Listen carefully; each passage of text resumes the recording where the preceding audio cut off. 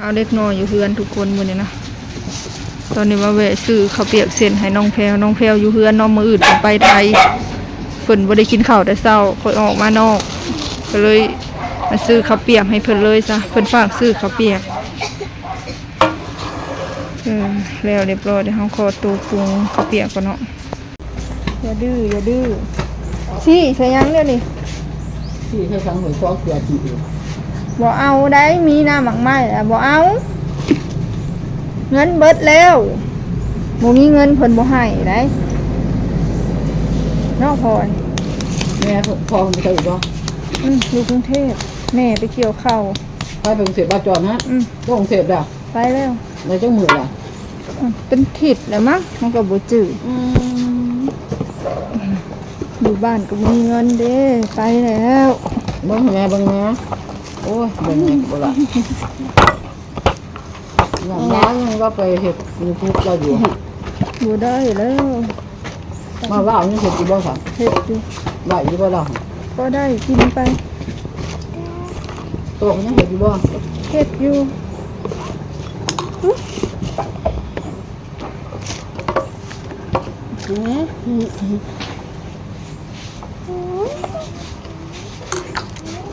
มา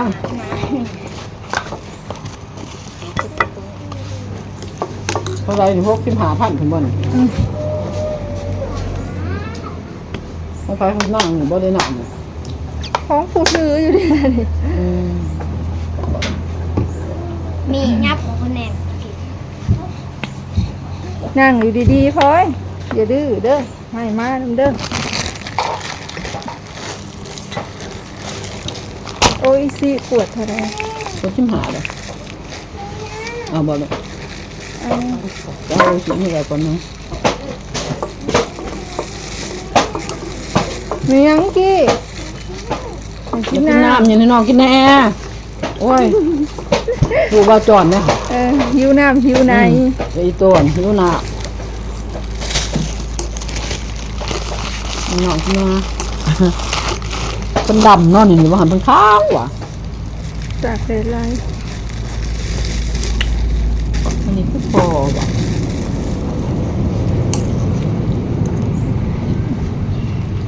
มาหัวเทือนเลยน้องทุกคนเป็นอะไรสิไปไทยมาอื่นม่วนอยู่บ่หรือเศร้าธรรมดามันเป็นความอะไรเลยเทียบอยู่บ่ข้าวเปียกจางมันจางกระสดน้ำอย่าให้บ่วงจุ่มน้ำจางเก็บไว้เด้อน้ำมันมื้ออื่นกับเพิ่นเดินทางไปประเทศไทยแล้วทุกคนจะไปอยู่จังหวัดหยังจังหวัดนนทบุรีบ่แม่นตินนทบุรีปากเกร็ดฝากเป็นกำลังใจให้เพิ่นเด้อพ่อแม่พี่น้อง มาอยู่บ้านจักเดือนเลยหลังจากมาตะเวียงมาอยู่บ้านจักเดือนเนาะมาเดือน9วันมาเดือน8ที่16เดือนกว่าบ่ยังบ่พอ2เดือน3ตายต่ออีกแล้วพุ่นแล้วไปประเทศไทยพุ่นแล้วเป็นอยู่ได้จักเดือนเด้อย่าบอกเด้อบ่โลหัวมาเดือนเดียวบ่โลหัวมาแล้วเกี่ยวข้าวบ่โลหัวมาบ่ไปเฮ็ดงานเพียงขายกับข้าวเฮ็ดกับข้าวขายกับเจ้านายแม่นบ่อย่าให้ก็แล้วกันนะถ้าเป็นคนน้ำตาลึกมื้อนี้ค่อยเอามือกี้ค่อยใส่อยู่เฮือนบ่2คนเนาะชาวแพ้วก็อยู่เฮือนเพิ่นซักเครื่องเพิ่นเตรียมโตไปไทยมื้ออื่นส่วนค่อยหาเอาเล็กน้อยอยู่เฮือนมื้อนี้คือสิบ่ได้เกี่ยวข้าวน่าจะซัพพอร์ตกับแม่น้องแพรวน่าจะไปปีนกำข้าวซื่อๆเนาะมื้อนี้ก็แดดอยู่ได้แต่ตอนนี้เริ่มครึ้มแล้วเด้อโอเคเนาะทุกคนนี่ก็ขึ้นมาเทิงเฮือนแล้วเนาะทุกคนพอใช้กันไปรับไปเซ็นตุ๊กตาห้านเวียดนี่65,000เนาะอันนี้ของมิลกี้อันนี้ให้เอกกูเจ้าของให้เอกแลดลงตารางแล่นให้น้ำชาวแพรวขึ้นมาเด้อโหจักเห็ดเพียงให้เอกอยู่ทุกคนเลย65,000ผู้ใดกระตุนน้อยๆอันนี้ค่ะลดอันละ35,000เนาะแม่เพิ่นให้เงินมาน้อยเดียว สาวพลอยใส่พันแอวอยากได้อันนี้เส้นไว้ทุกคนติดหนีเวียดไว้เวียดอยู่บ้านอันนั้นคือบ้านศิวิไล65,000โอ้ยติดหนีเวียดไว้อีกแม่เงินให้มาเพราะได้ซื้อแต่ขนมแต่ลูกเขาอยากได้อันของลิ้นนี่มีเกิบมีเก็บนี่เกิบกระลายคู่แต่ห้าคู่คู่บ่2 4 6 8 10คู่เกิบที่เกิบลายเฉพาะเกิบลายอะไรนี่เพื่อนมาปิ้งอั่วหมูกินเนาะทุกคนไปน้ำมันหยดปุบปับปั้นกุ้มขอน้อยๆหนึ่งขอ5,000พ่อแม่พี่น้องเลยโอ้ยเกือบตกขอน้อยๆหนึ่งขอ5,000บุได้นี่อั่วหวานเนาะอั่วหมูหวานมาพ่อแม่พี่น้องมาปั่นข้าวน้ำกันเนาะบัดนี้อยู่เพื่อนผมมีแนวกินเนาะกินนี่กับพาเด็กน้อยออกไปซื้อนมซื้อขนมทุกคนแอวอยากได้รถ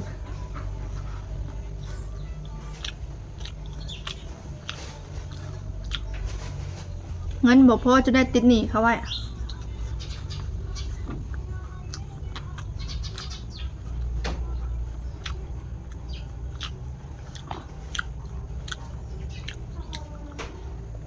ขออนุญาตนั่งแบบนี้เด้อทุกคนกินข้าวคนเดียวเนาะ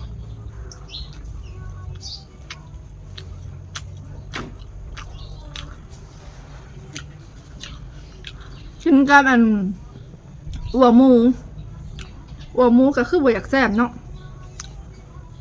มันจะมีแบบสมกับแบบหวานค่อยให้เอาแบบหวาน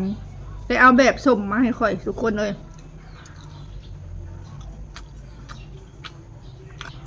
ห่อน้อย5,000ซื้ออยู่ห้านทางออกบ้านแหละห้านที่ซื้อข้าวเปียกให้ชาวแพร่แหละทุกคนเลยให้เอาแบบหวานจะเอาแบบสมให้กินหอยบดแซ่บ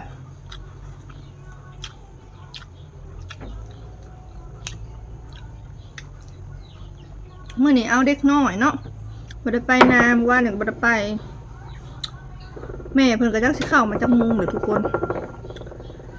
ทั้งแม่ค่อยแล้วก็แม่มิวกี้แม่พ่อยไส้ให้จักสิเข้ามาแต่หน้าจักมุงเนาะมื้ออื่นนี่ก็เป็นวันศีลวันใหญ่วันศีลใหญ่มื้ออื่นเป็นมื้อออกพรรษาเนาะทุกคนมื้ออื่นก็สิได้ลงไปใส่บาตรเนาะเมื่อวานนี่ฮะตอนบ่ายฝนตกแห้งมื้อนี้หายังบ่ได้ตกมื้อนี้ฮะมีแดดบ้างมีครึ้มบ้างมื้อนี้เนาะน่าจะบ่ได้ตกเลยมื้อนี้นะ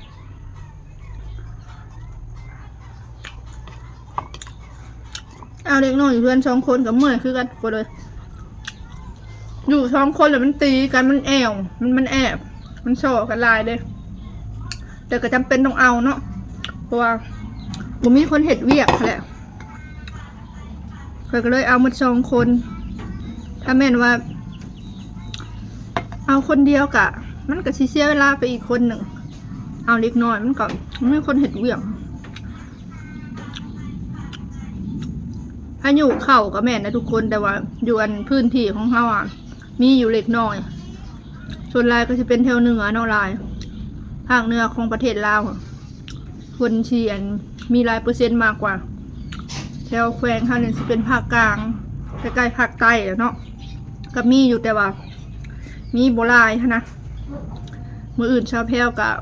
ไปเดินทางลงไปกรุงเทพเลยเด้อทุกคนฝากเป็นกำลังใจให้เพื่อนเนาะ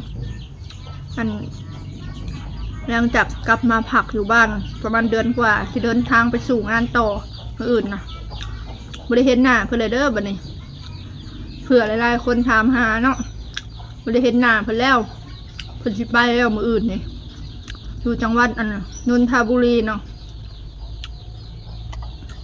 อยู่พุ่นก็มีน้าสาวคอยเนาะน้องของแม่คนนี้แหละเหตุงานอยู่คนเป็นเท่าใดปีเลยบ่ค่อยได้มาบ้านเหตุงานอยู่ร้านอาหาร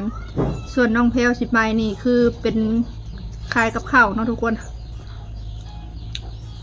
เพิ่นสิลงไปพร้อมกับคนในบ้านนี่แหละคนในบ้านข่อยเข้าขึ้นมาแต่ไทยเนาะขึ้นมา2-3 มื้อเลยเพิ่นสิลงสาวแพลวก็เลยสิลงนำ อยู่พุ่นกับมีน้าสาวหาเวียกให้ก็อยู่ใกล้กันนั่นแหละเพิ่นบ่ได้ไปคนเดียวเด้อสาวแพรวเพิ่นมีหมู่ไปนำอยู่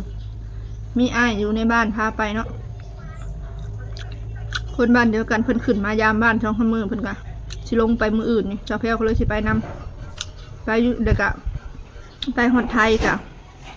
น้าสาวน้องของแม่เพิ่นก็สิเป็นคนไปหับมาบ่อนที่ห้างงานไว้ให้บ่อนที่อันเพิ่นเสียงานแหละมันเห็นหน้าเพิ่นแล้วนี่ค่ะสู่งานใหม่บ่าวโจรก็ไปไทยแล้วเนาะไปติดตามช่องบ่าวโจรกันน่าจะฮู้ดีเพิ่นไปไทยได้หลายมื้อแล้วทุกคนย้ายงานช่องบ่แล้วเนาะเฮ็ด YouTube อยู่บ้านมันก็บ่รอดแล้วพ่อแม่พี่น้องก็เลยแยกทางกันไปแล้วเนาะบางทีข่อยก็ยังเมื่อยอยู่เนาะบ่ฮู้ว่าเฮ็ดได้ฮอดมื้อใดทุกคนเลยมันเมื่อยมันท้อหั่นแหละแบบมันบ่คือแต่ก่อนเนาะเฮ็ดหยังก็ได้เอาแล้วเนาะทุกคนคลิปนี้ก็บ่มีหยังหลายมาบรรยายให้ฟังซำนี้ซื่อๆเนาะใครที่เข้ามาเบิ่งก็ฝากเบิ่งโฆษณาเพื่อเป็นกำลังใจให้สาวแพนเพื่ออยากให้สาวแพนมีกำลังใจมีรายได้ก็ฝากเบิ่งโฆษณาแล้วก็กดติดตามไว้นำเด้อคอมเมนต์ทักทายกันได้เนาะทุกคนขอตัวลาไปก่อนสบายดี